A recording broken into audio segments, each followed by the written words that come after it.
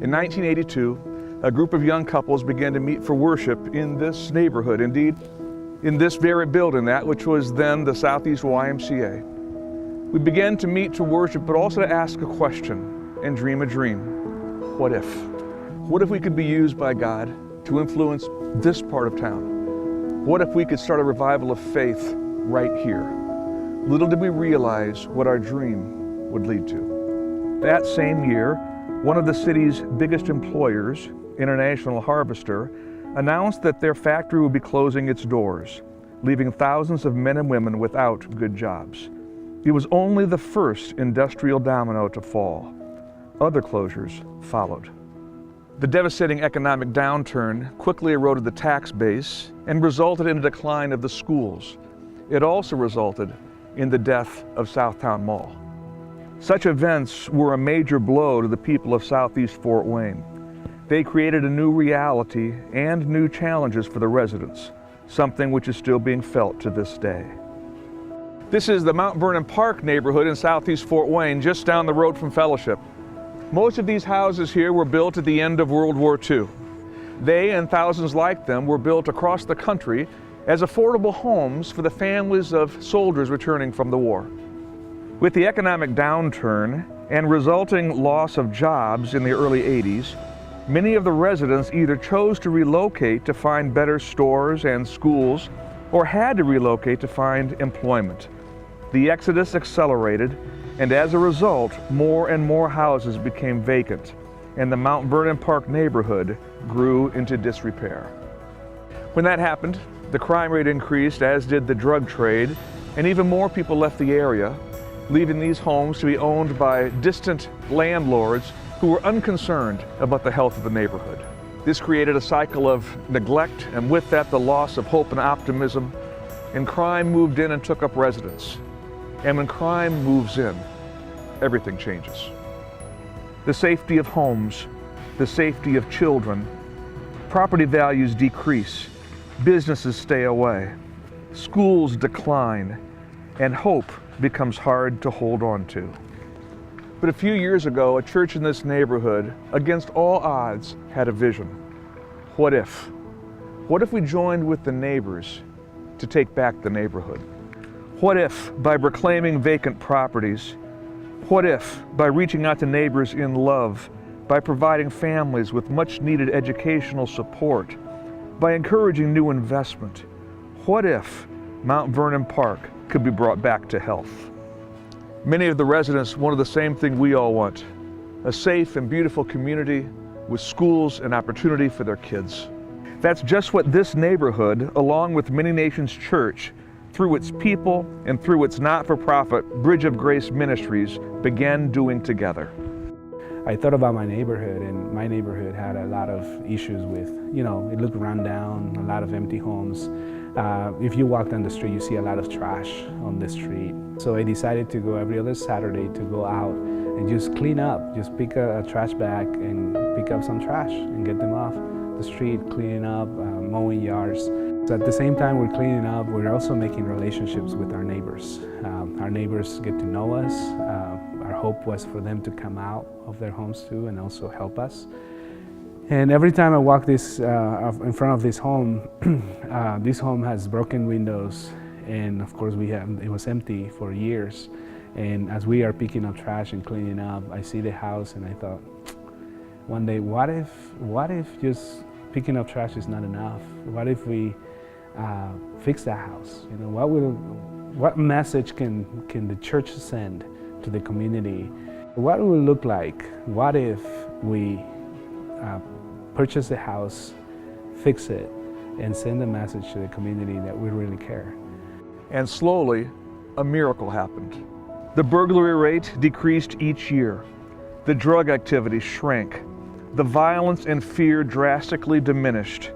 People began to breathe again. And finally, the families and children of Mount Vernon Park had a fighting chance to succeed. Change was taking place. Hope was being renewed. And when that happened, the city of Fort Wayne began to take notice. As I walk through the neighborhood, it's really surprised me how many people thought so well of their neighborhood. They see it coming back to life. More than one neighbor said, over the past several years, this neighborhood's beginning to turn around. Around here has been doing a lot better, less theft. The neighborhood came a long way. It used to be a little rowdy back in the day, but This is home. This is home. I'm enjoying it up here. If we procure housing, we can begin to increase the home ownership levels in the neighborhood.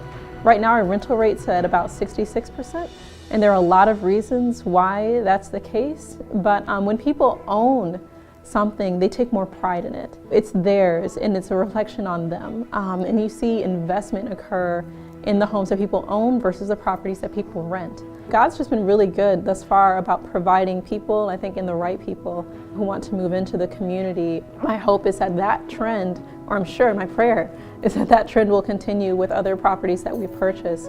This is my new house. So I'm really excited. They've been working on it for a while now. I've seen pictures of what it looked like before, and it's completely different. They've done a marvelous job, all of the volunteers. So I'm actually really stoked about it. Many Nations Church and Bridge of Grace Ministries were modeling a vision for community investment and restoration that was transforming their neighborhood in ways thought impossible by many.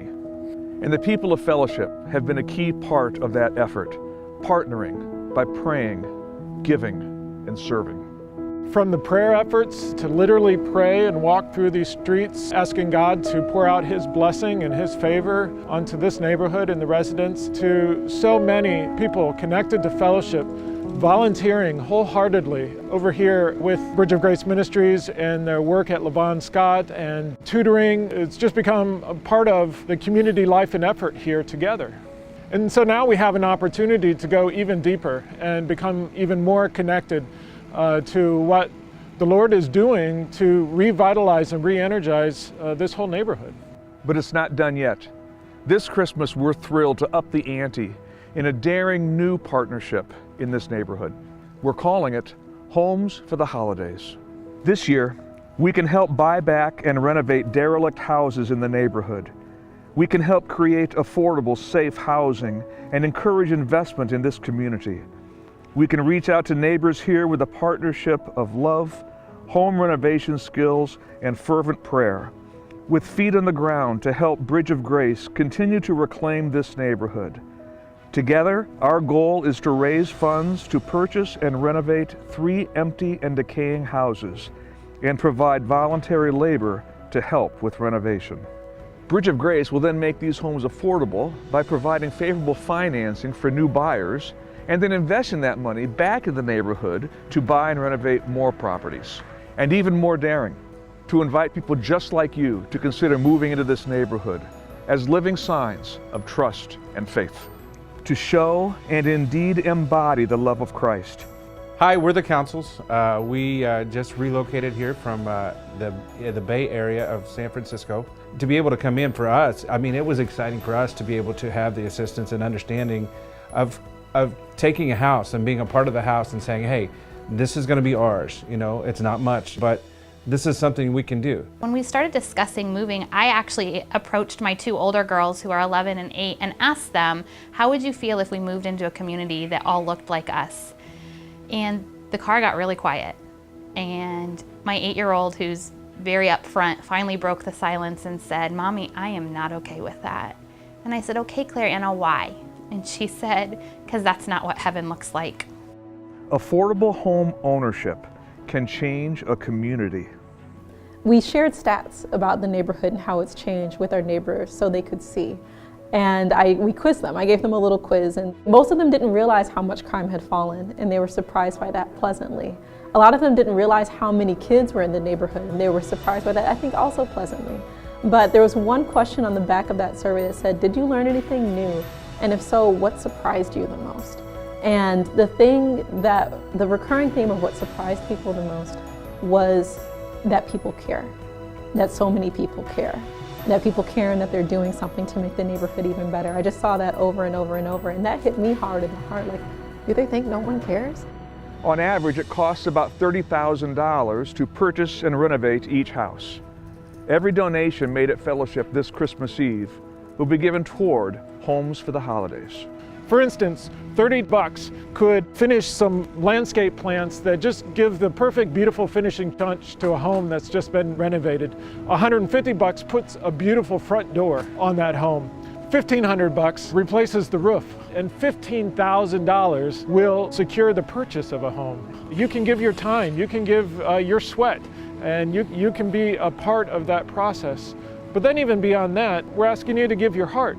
We need your prayer, skills, compassion, and courage to bring change to Mount Vernon Park. And who knows? What if? Homes for the Holidays.